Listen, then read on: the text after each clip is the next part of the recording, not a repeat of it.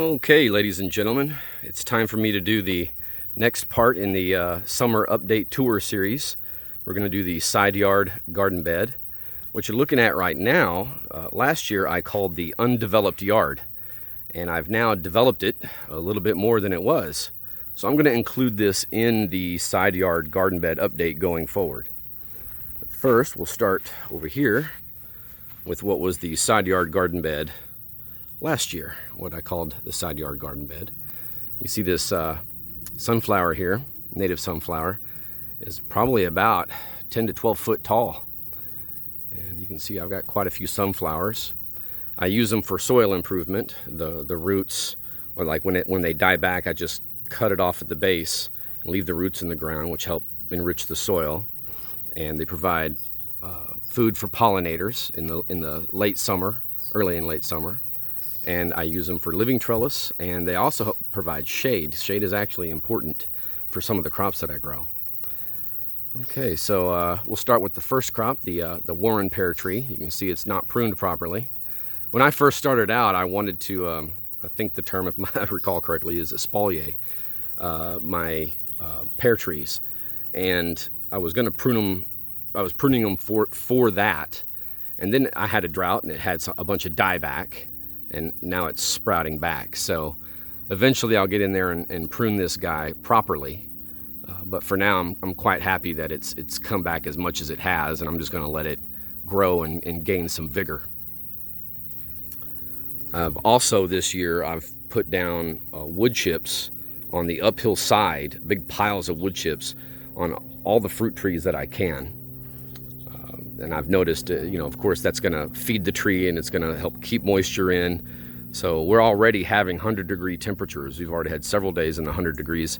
And even though this is my summer update, it technically isn't summer. It's late spring. So I got a feeling we may have a pretty hot summer, as we usually do. But, we've been having a lot more 100-degree days than what I remember as a kid. So hopefully that will help. All right, so let's start here. So we have passion flower. I planted a passion flower here last year, and it pretty much came back in the same spot, but you can see I'm using the sunflower as a living trellis. Another thing I'll show you is that I've cut a lot of these lower limbs out, lower leaves, and that's to allow the sprinkler head from the aerobic septic to make it all the way into this bed here, this side yard garden bed. I'm going to show this on film. I've identified it before. I have a database of everything I've identified, and I believe it's a spurge. I'm probably wrong on film here, and if I think to, I'll look it up in the database and put what it is, but I know that it's useful in some way, so I leave it. Okay, let's see here. Okay, so we have Bocking 14 comfrey. It's spread all the way through here, and in front of that Bocking 14 comfrey we have a Chickasaw plum. And here in the back line of the side yard garden bed, we've got cilantro going to seed all over the place.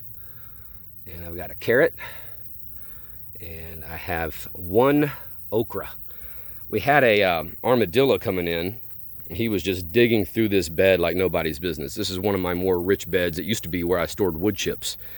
I then used up all the wood chips and then started planting in here. And he comes over here to get various bugs and grubs, which helps because it aerates the soil and it gets rid of harmful grubs. But then at the same time, when I have crops in place, sometimes I lose them. So that is the only okra that lived. I had it growing all down this back part. We have more cilantro.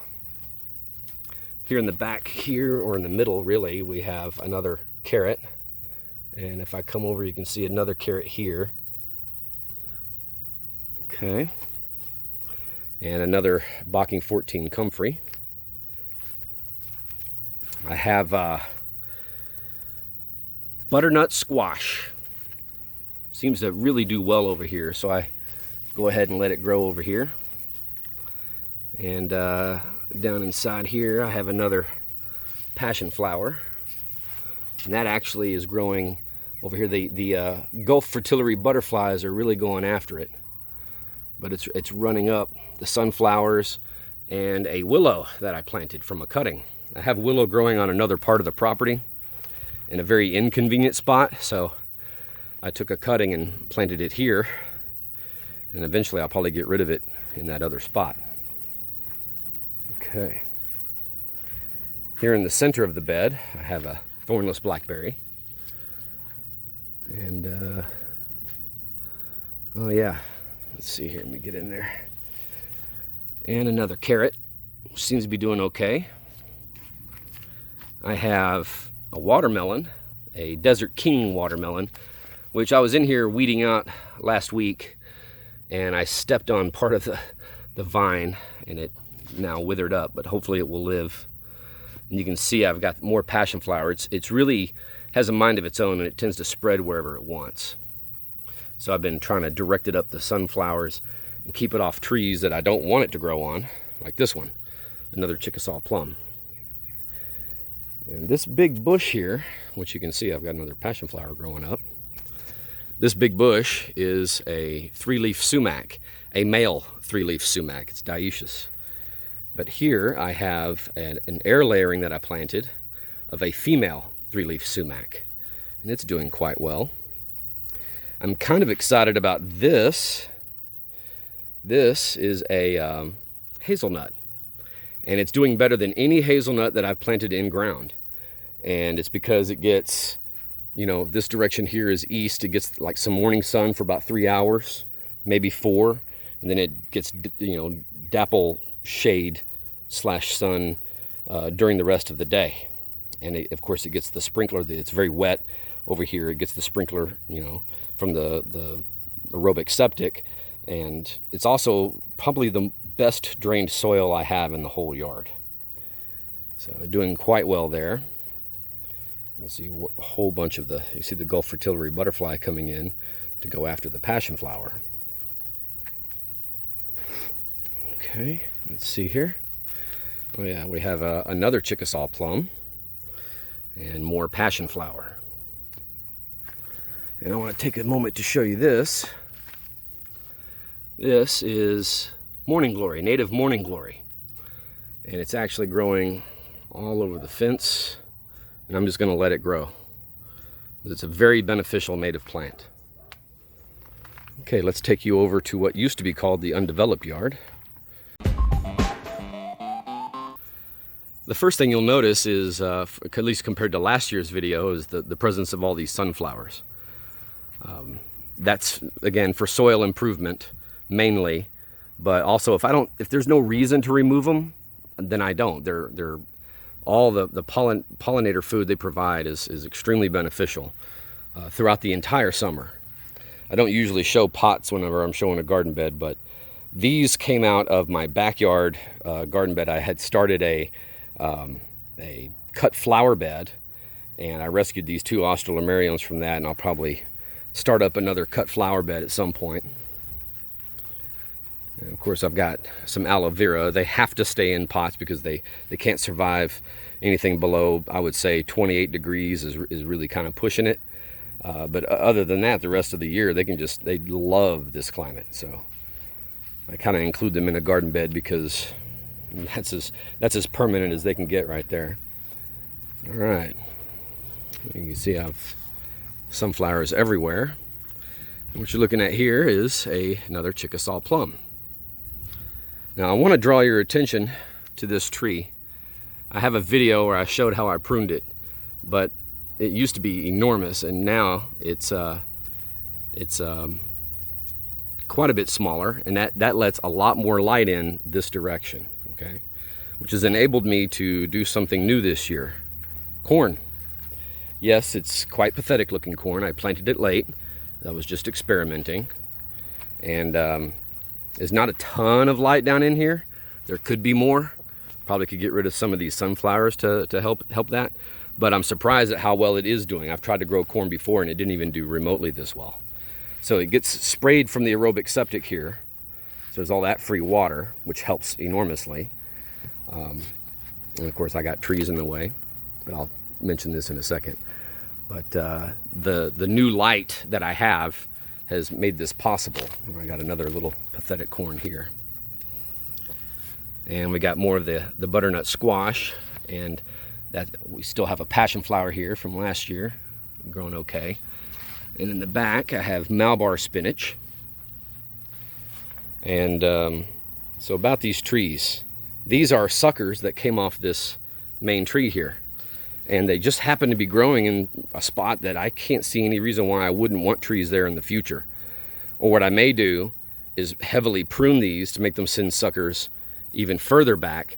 So that way, you know, I'll have trees at the furthest spot in the back where the light comes in, and in front of those trees I can plant more of the like corn and butternut type stuff that needs more sun.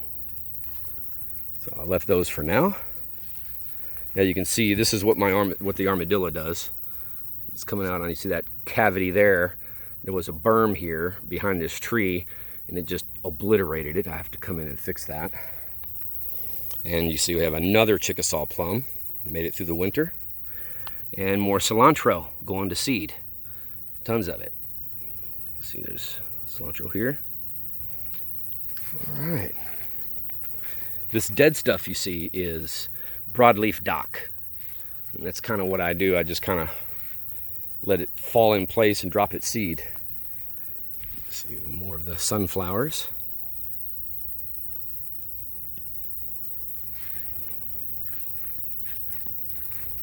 Okay, now this part of the undeveloped yard, the side yard now, can't really grow a whole lot because all these trees, this grove of trees, it's so shaded.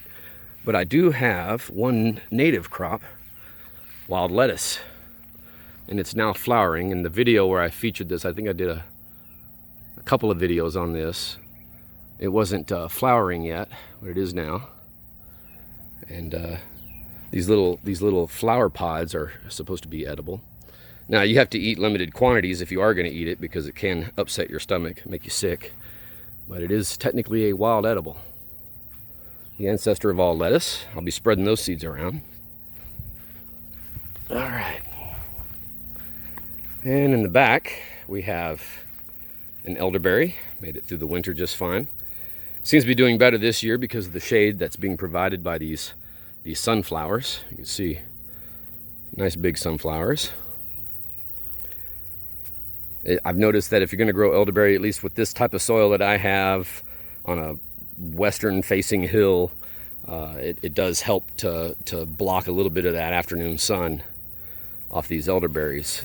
They tend to like a more moist environment. And we've got, you can see the difference between my other hazelnut and this one. I think this one's doing the second best, but it gets a lot of late afternoon sun, and I have no sunflowers around it to help.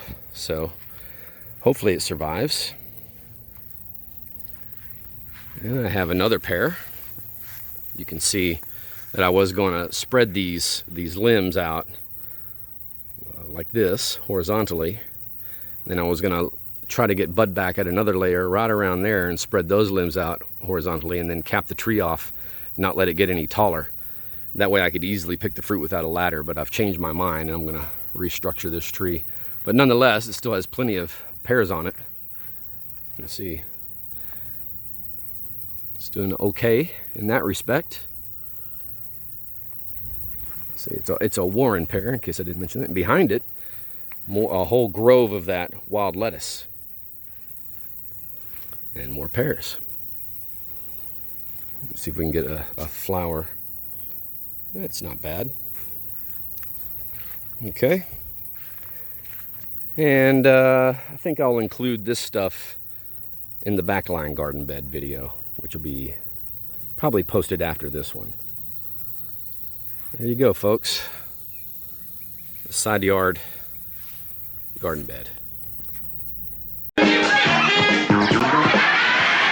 So one thing I forgot to mention is what didn't grow or didn't grow well and eventually died. So I've shown you what's here now, but I didn't explain like everything that I had planted. So I do want to take this time to mention, in all of these garden beds, I planted for the first time amaranth, and it did not do well. So I just noticed another carrot that I didn't mention in this side yard bed. But yeah, amaranth. I'm not sure what I'm missing there, so next year I'm probably going to grow it and sprout it in pots and then transplant them out. but I planted all of it in ground and none of it came up. So another thing I might do is to go hunting for some pig's weed, which is a native amaranth or naturalized amaranth, and maybe just start growing that, because I know that stuff will grow pretty easily.